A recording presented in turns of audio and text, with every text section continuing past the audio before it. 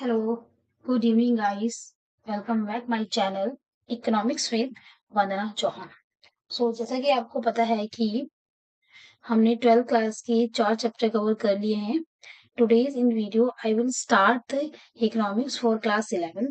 तो first chapter हमने start किया है जिसका कुछ टॉपिक्स हमने कवर कर लिए हैं अपने प्रीवियस वीडियो में, जैसे कि what is an economy and vital process of economy, scarcity is not the only problem, economics problem। यहाँ तक हम प्रीवियस लेक्चर में प्रीवियस वीडियो में स्टडी कर चुके हैं।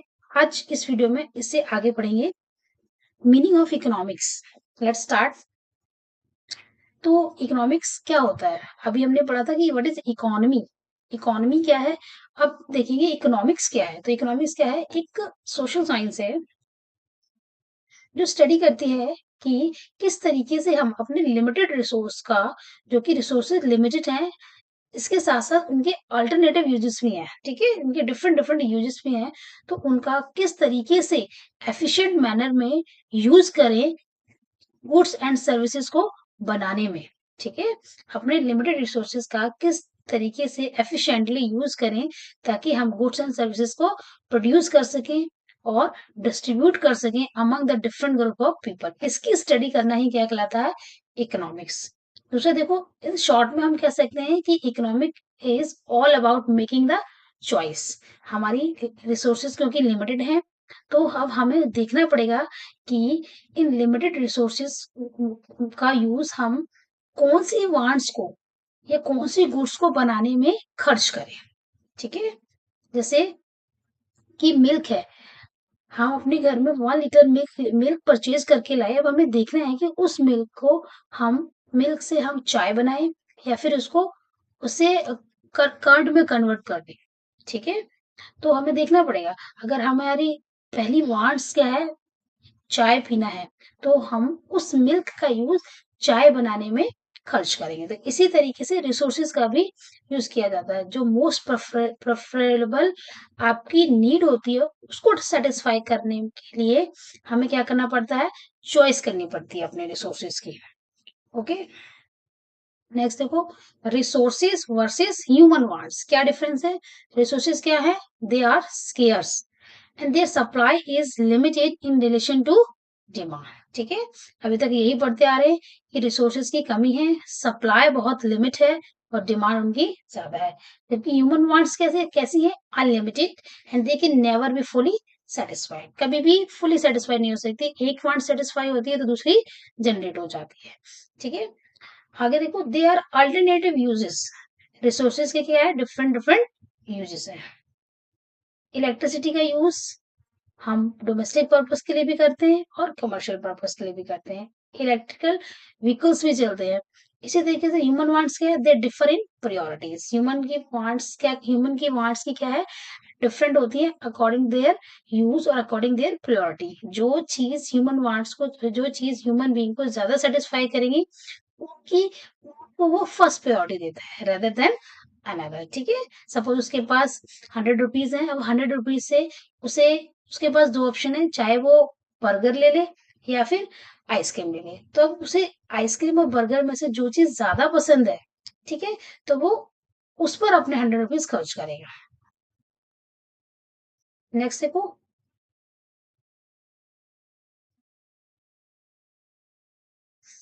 इकोनॉमिक्स को हमने दो पार्ट्स में डिवाइड किया, positive science and normative science. Positive science में हम एक्चुअल स्टडी करते हैं कि एक्चुअली इकोनॉमी में है क्या, क्या प्रॉब्लम है। ठीक है, एक्चुअल डाटा क्या है, एक्चुअली व्हाट इज, क्या है, क्या था और क्या होगा। कि नॉर्मेटिव साइंस क्या बताती है? सजेशन बताती है क्या होना चाहिए, क्या होना चाहिए था। ठीक है, तो व्हाट शुड हैव हैपेंड, क्या हो गया। तो इस तरीके से सजेशन करती है नॉर्मेटिव इकोनॉमी, नॉर्मेटिव साइंस। जबकि positive science actual fact and figure पे बात करती है। इसको मैं आगे उसमें स्लाइड में आपको क्लियर कर दूंगी। Positive economy and normative economics, ये इकोनॉमी नहीं, यहाँ पर इकोनॉमिक्स आया है। ठीक है, देखो positive economic deal with what is और how the economic problem are actually solve. ये पॉजिटिव इकोनॉमिक बताती है कि हमारी इकोनॉमी के अंदर जो भी प्रॉब्लम है उनको एक्चुअली किस तरीके से सॉल्व किया जाएगा, जबकि नॉर्मेटिव इकोनॉमिक जस्ट एक सजेशन प्रोवाइड करेगी। It deal with what ought to be, कि क्या होना चाहिए, और how the economic problem should be solve, की और ये प्रॉब्लम कैसे सॉल्व होनी चाहिए थी। यहाँ पे शुड का यूज किया जाता है, ये आपको एडवाइस देगा जस्ट, ठीक है।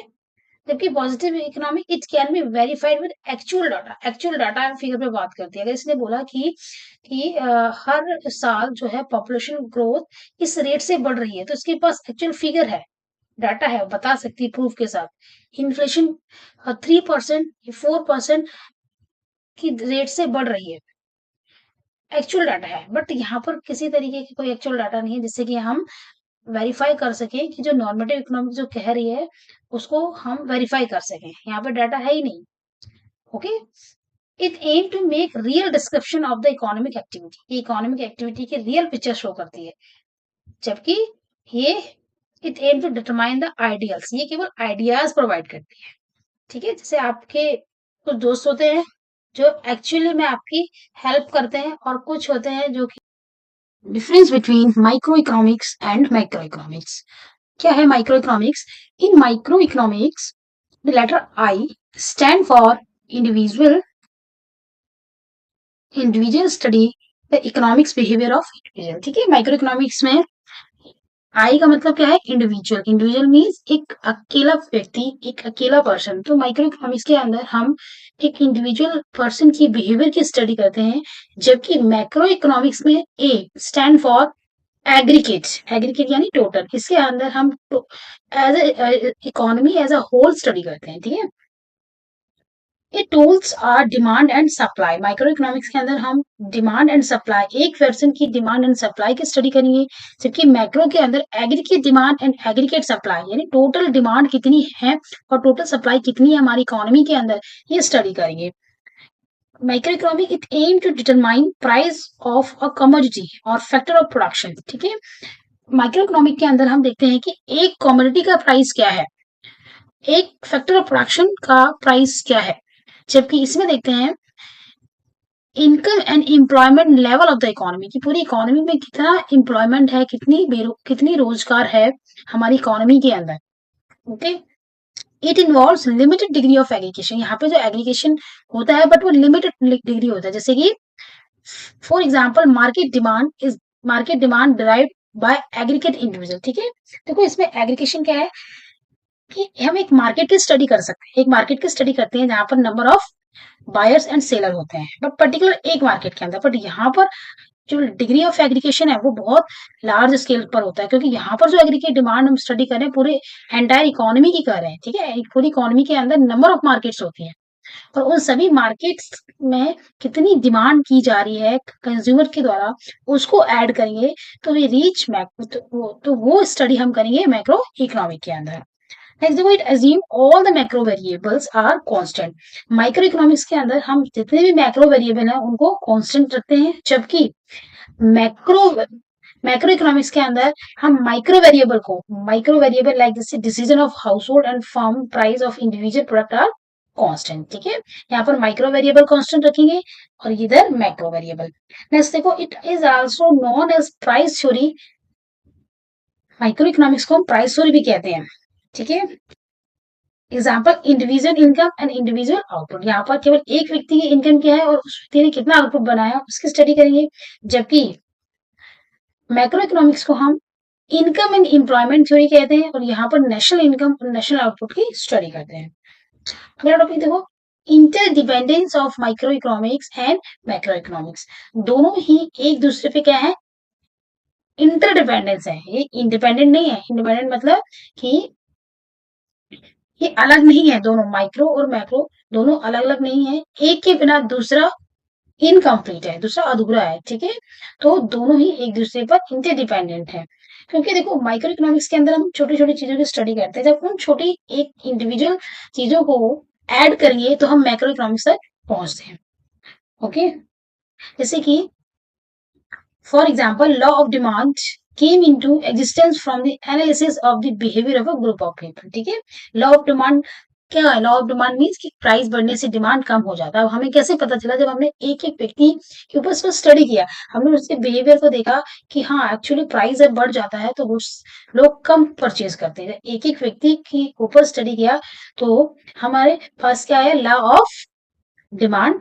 और लॉ ऑफ डिमांड को हम मैक्रो इकोनॉमिक्स में पढ़ते हैं aggregate demand and aggregate demand के कॉन्सेप्ट से। ठीक है, आगे देखो, price of the commodity is influenced by the general price level prevailing in the economy.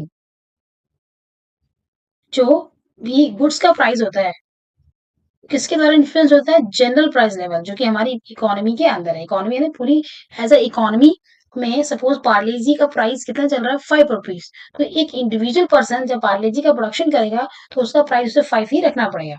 ठीक है, मीन्स मैक्रो के अंदर जो प्राइस डिटरमाइन किया है वो इंडिविजुअल पर्सन को उतना ही लेना पड़ेगा। इसलिए कहते हैं कि माइक्रो और मैक्रो दोनों क्या है? इंटरडिपेंडेंस है। तो देखो, macro economics depend on micro economics. देखो कैसे कि national income of a country is nothing but the sum total of income of individual. जब इंडिविजुअल पर्सन की इनकम को हम टोटल करेंगे, ठीक है, एक एक व्यक्ति की इनकम को टोटल करेंगे तो हम कहाँ पर पहुंचेंगे? National income. अगर देखो, aggregate demand depend on the demand of individual house hold. ठीक है, हम एग्रीगेट डिमांड पर कैसे कैसे जाते हैं? जब हम एक इंडिविजुअल हाउस होल्ड की डिमांड को ऐड करेंगे।